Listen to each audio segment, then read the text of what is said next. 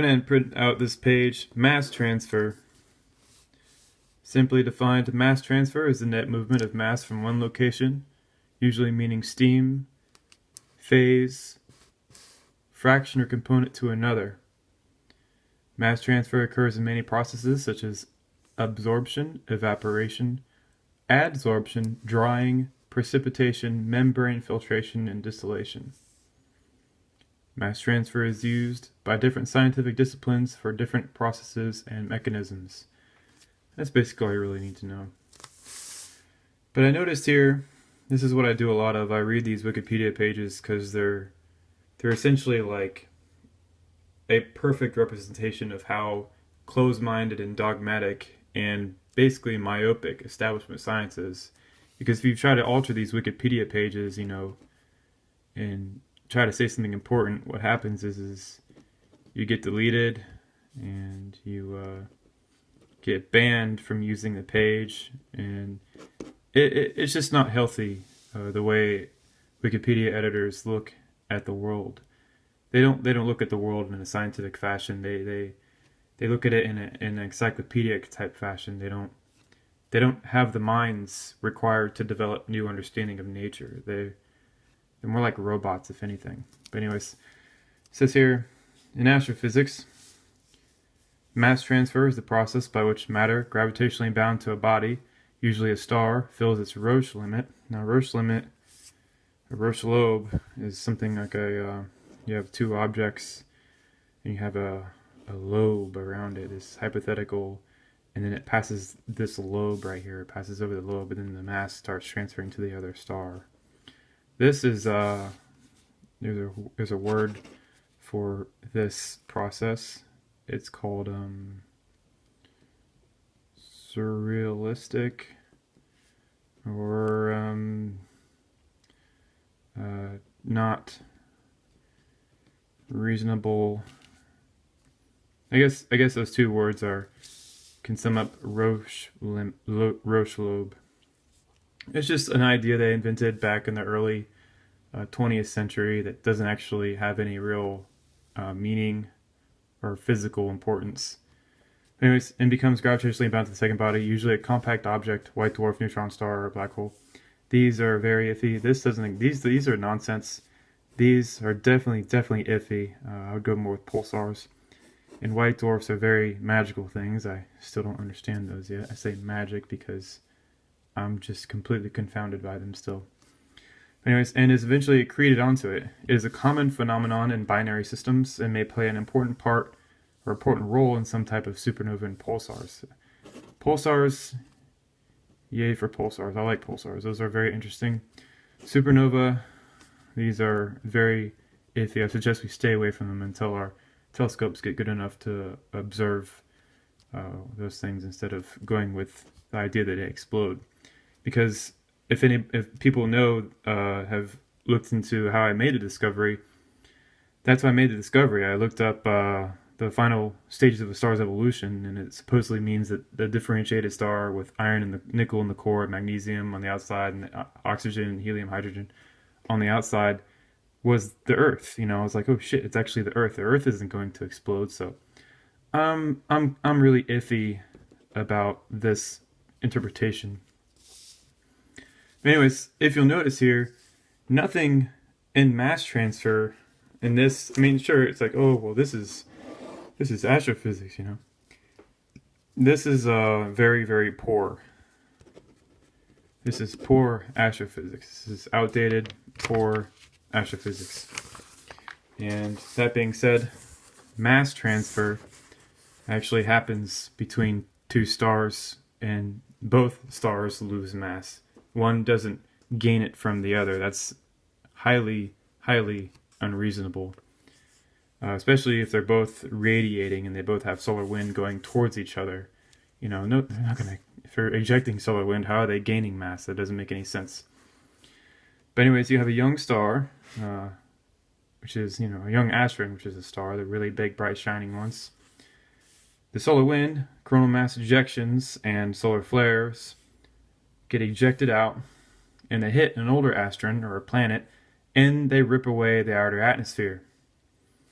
The mass is lost to photoevaporation and radiation, okay?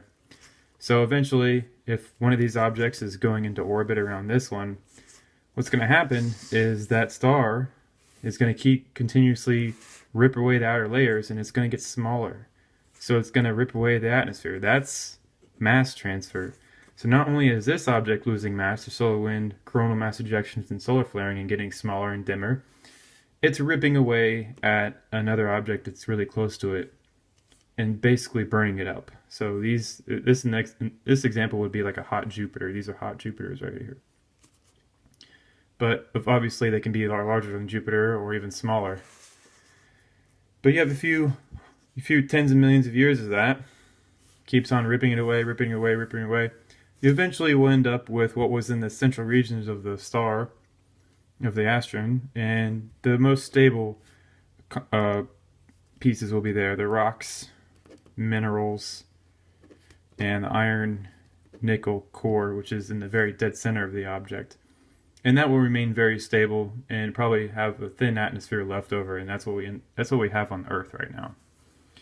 And the mass transfer, the reasoning behind this is say, well, you don't have the evidence of this happening. Bullshit. Where's the blown away material? It's called interstellar clouds. You know those pictures of nebula and stuff like that? That's where all the material is. Those are giant stellar graveyards of material.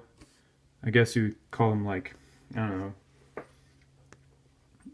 I guess graveyards is a good word. I'm not too sure. I mean, it's not like they die, but a lot of the material gets ripped away and just becomes interstellar clouds. That's what those big clouds, that's where those big clouds come from. And that's why a lot of them have organic material inside of them, because guess what? It was orbiting a hotter host and it ripped away the star's outer layers. And sometimes one of these things with life on it gets too close to one of these, and boom, you have all the organic material that was there in interstellar space. And these giant clouds that are all over the galaxy. But that being said, another idea is, of course, we're going to find rocky worlds that are larger than Earth. I would put Earth at about right here. Okay, and obviously we're going to have bigger and bigger rocky objects. But what I think is going to end up happening is that it all depends upon how much material had collected in the center before its outer atmosphere had been ripped away. So in other words, if the star had enough time to condense and cool and layer upon layer of material onto the central regions, then chances are it's going to be pretty big once it hits the rocky stage and when it's a giant rocky remains of the dead star. But if this process happens to them earlier in their evolution and they don't get the chance to layer all that material in the center, what you'll get is a smaller object. And depending on how fast the material is ripped away will determine how big the central object will be and how much material could condense in the center. And as well, this brought up another issue. How do we determine if something has impact remains or if it was previously a star, a fully differentiated or a fully hot star like the sun? Well, the only thing that I know to do is to see if it has differentiation. So say you have Earth's core, and you have the inner mantle or outer core, and then you have the mantle, and you have the outer mantle, and you have differentiation in thick layers like this. I think that's what can be determined if it was actually one of these as it was cooling and dying. But on the other hand, if it's an impact remains, then it's going to be undifferentiated because it's not going to have enough heat, time to form anything special in the center. This is organization. This is not. For instance, I would look at it like when you put your laundry away. You organize your laundry. It takes time to do that. But if you take it right out of the washing machine, put it in the dryer, and take all the laundry out of the dryer and just throw it on your bed, there's not going to be any kind of order. It's just boom, and it's a lot quicker. So definitely some type of impact remains is where I'm headed with that. But if there is a clear structure and everything's organized, that means it took a shitload of time for this to go down. Okay, it takes time to sort your laundry out. But if there's no differentiation, then chances are it happened quickly and there was not enough time for it to go down.